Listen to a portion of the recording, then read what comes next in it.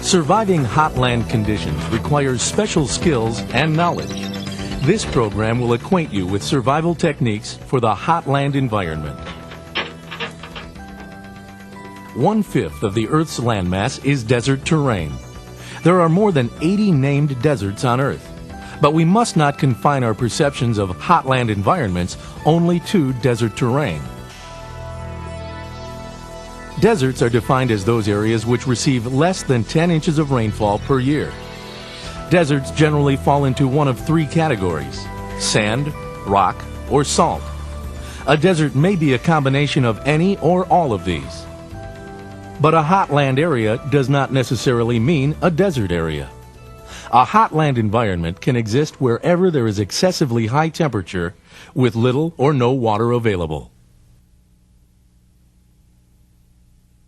When North America was being settled, the plains and high plains areas west of the Mississippi River were referred to as the Great American Desert. Although there are plenty of waterways and there is precipitation in this vast area most of the year, the summer months are quite arid. This condition creates a hot land environment during those months. When flying over this type of terrain, pilots must be adequately prepared to survive in the event of a forced landing or accident. Let's begin by looking at the topographical surroundings you'll encounter if you find yourself in a hot land survival situation. The characteristics of a hot land terrain can vary greatly from one environment to another. Generally, you'll be surrounded by low brush, cacti, and succulents, sandy and rocky surfaces, and little water. There may be hills or mountains in the area. Foliage, animal life, and water are likely to be limited. Shelter will be your main concern, as exposure to the sun will greatly increase the onset of hyperthermia. Hyperthermia is a condition in which the body reaches a dangerously high temperature. Because of this danger, priorities must be established, and a plan of action must be formulated. Trying to survive without a plan of action predisposes you to injury and excessive loss of body fluids. The greatest threat you will face in a hot land survival situation is heat. Retaining your body fluids should be your top priority. Losing too much of your body fluids can lead to dehydration. Here are some key survival tips for conserving body fluids. Never ration your water. People have been found dead with water still in their canteens. Always drink as much as you can at one time. You must conserve your sweat, not your water. Limit your activities during the hot hours of the day to reduce fluid loss. Even limited activities can cause a rise in body core temperature. If body heat is not reduced, it can cause vital organs to shut down, eventually resulting in death. Let's look at the cooling mechanism of the body and how it regulates body temperature. The primary cooling system of the body is the circulatory system. It acts very much the same as the cooling system of the engine in your automobile. Your metabolism has the function of burning fuel or nutrients and oxygen within your cells, which creates heat, much the same as the combustion inside your car's engine. Your blood absorbs this heat, as does the water in your car's engine, and is pumped to the tissues of the skin and lungs. This stimulates the sweat glands to release moisture at the skin surface where it evaporates. This process draws heat from the blood, which of course cools it. Heat is also released from the lungs through exhaled water vapor. This action is termed transpiration. If the quantity of fluids in the skin is reduced to the point that perspiration stops, the cooling system will cease functioning. This is similar to the way your car engine overheats and shuts down if its cooling system runs dry. If you do not replenish your fluids in sufficient quantity, fluid loss may exceed fluid intake. This is why rationing, in essence, just wastes the water you drink. The rule to remember is, conserve your sweat, not your water. Now, let's discuss the stages and physiological problems associated with hyperthermia. It's important to recognize these symptoms and know how to treat them. Hyperthermia can manifest itself in the form of heat cramps or heat exhaustion and may eventually lead to heat stroke. The first stage of hyperthermia is heat cramps. Heat cramps are painful, involuntary spasms of the major muscles used in intense exercise. Heat cramps are common in hot weather and are believed to be caused by excessive water and sodium loss through sweating. The recommended treatment for cramps is drinking a saline solution of 1 teaspoon of salt in 1 liter of water. Prevention of heat cramps is best done by maintaining adequate hydration and salt intake. The next stage is heat exhaustion. It is a precursor to heat stroke. As with heat cramps, heat exhaustion is caused by excessive fluid loss.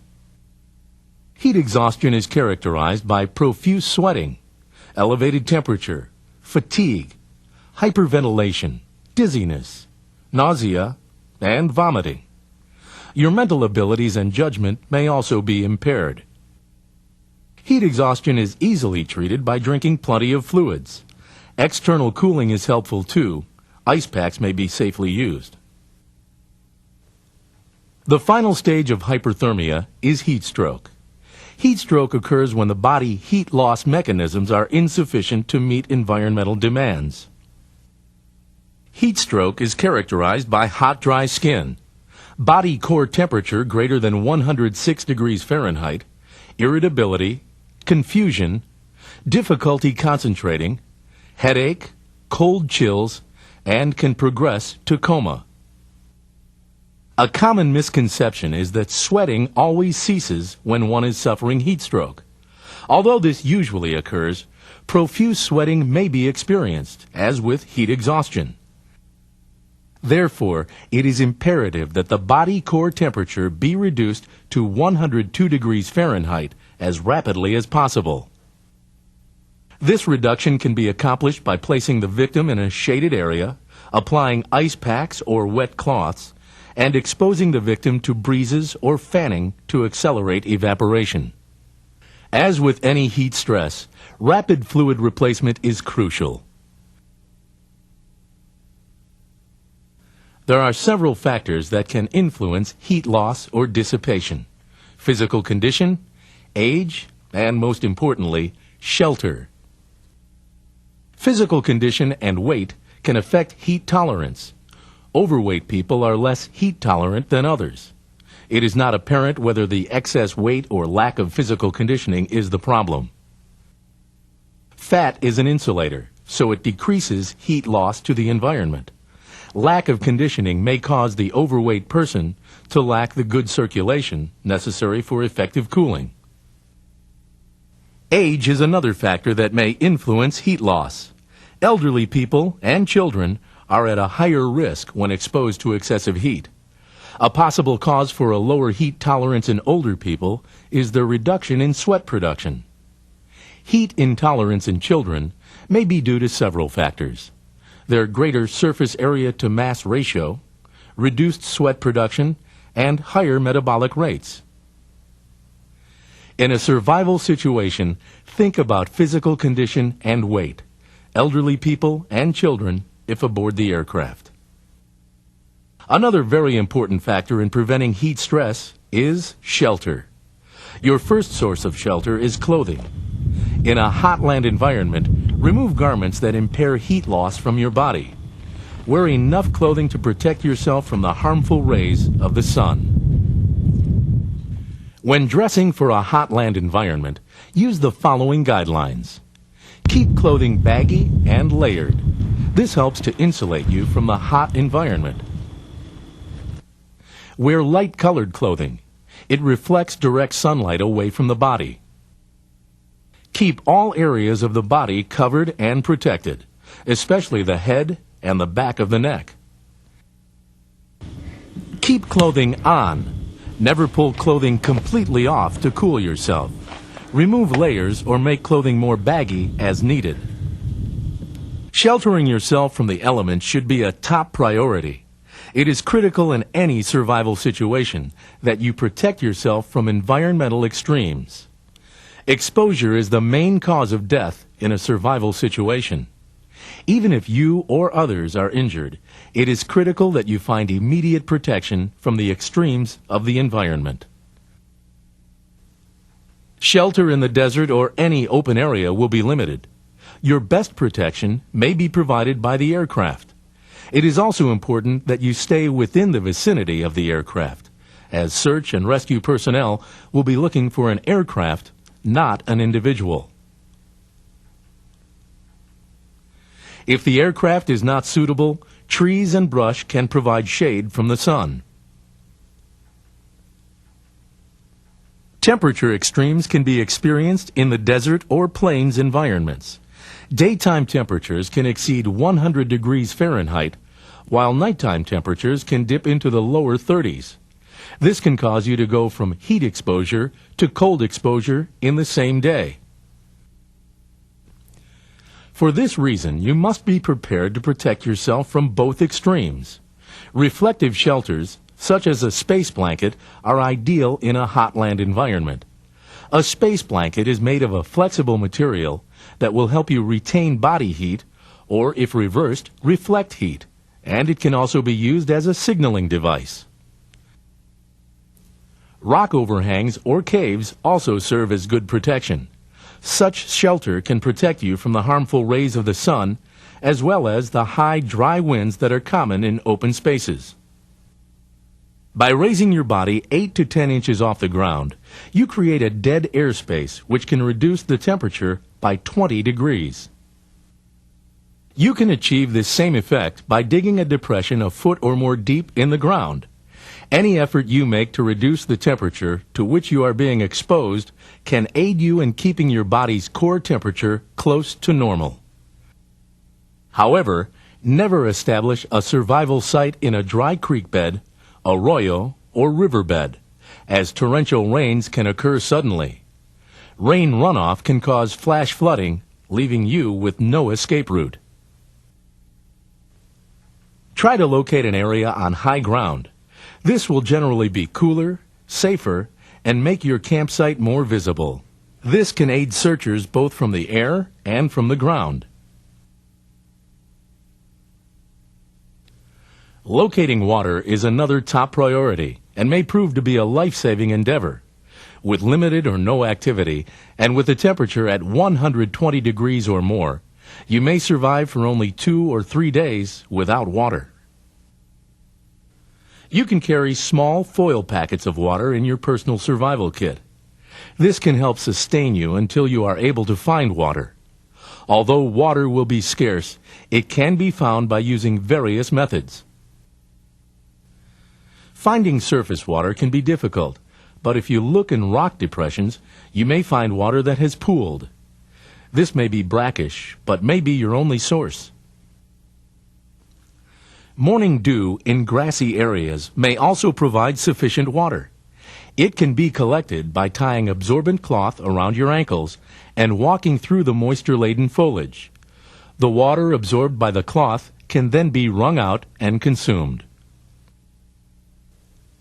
Water may also be found in dry washes and riverbeds by digging in depressed areas or in outer banks of bends in the riverbed. One of the best methods of obtaining water is by using a transpiration bag.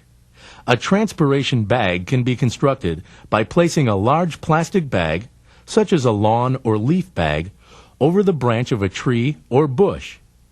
Heat from the sun will cause moisture to be drawn from the foliage on the branch. This moisture will condense on the inner surface of the bag during the cool hours of the night. The amount of water obtained will depend on the density of the foliage. Up to 2 gallons of water per day for 3 days can be collected from the same branch. Bushes or deciduous and coniferous trees will all produce palatable water in sufficient amounts to sustain life. Cactus will provide water in amounts sufficient enough to sustain life in a dry land situation. Contrary to popular belief, cacti will not yield flowing water. Moisture must be sucked from the meat of the plant. However, an exceptional amount of fluid is held within cactus plants. There are many varieties of cacti. Those producing the greatest amounts of moisture for consumption are the saguaro, beryl, and prickly pear. These are also the most prolific. The meat of the cactus can provide some nutritional value if eaten. Regardless of its source, water should always be purified. Mountain streams may appear crystal clear, but can contain pathogens and other unseen contaminants. Regard all water as being contaminated. There are several ways to purify water. Filtering water through a piece of cloth is called clarification and is not effective in removing bacteria, chemicals, parasites, or other contaminants. This process merely removes particulates from the water. Purification tablets work well, but be aware that some products have a limited shelf life. To be effective, tablets must be used before their expiration date. Iodine drops or chlorine work just as well and do not lose their potency. 2 drops per quart will purify the water. The best way to purify water is by boiling it. Boiling water for 2 minutes destroys any viruses, bacteria, or pathogens in the water.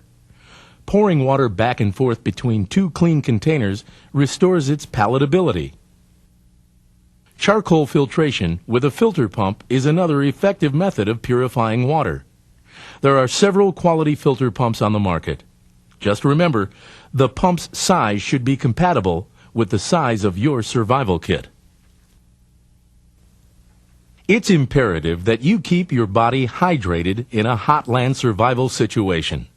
So be aware that water is available from many sources if you know where and how to find it. More importantly, know how to make it safe to drink. Food is not a matter of immediate priority. The average adult can live up to 5 weeks without food. Actually, it is best to refrain from eating unless you have sufficient water to accompany it. It takes a great amount of fluid to aid the digestion of food. So unless water is available, you should not consume food in any form. Proteins require more fluid for digestion by the body than do carbohydrates. So refrain from eating those foods high in protein, such as meats and beans. Carbohydrates provide complex sugars and starches, which the body utilizes as long-term energy-producing nutrients. When assembling your personal survival kit, it is advisable to put nutritional bars or dried fruit in the kit. The body can utilize carbohydrates over the long term with a minimum fluid loss.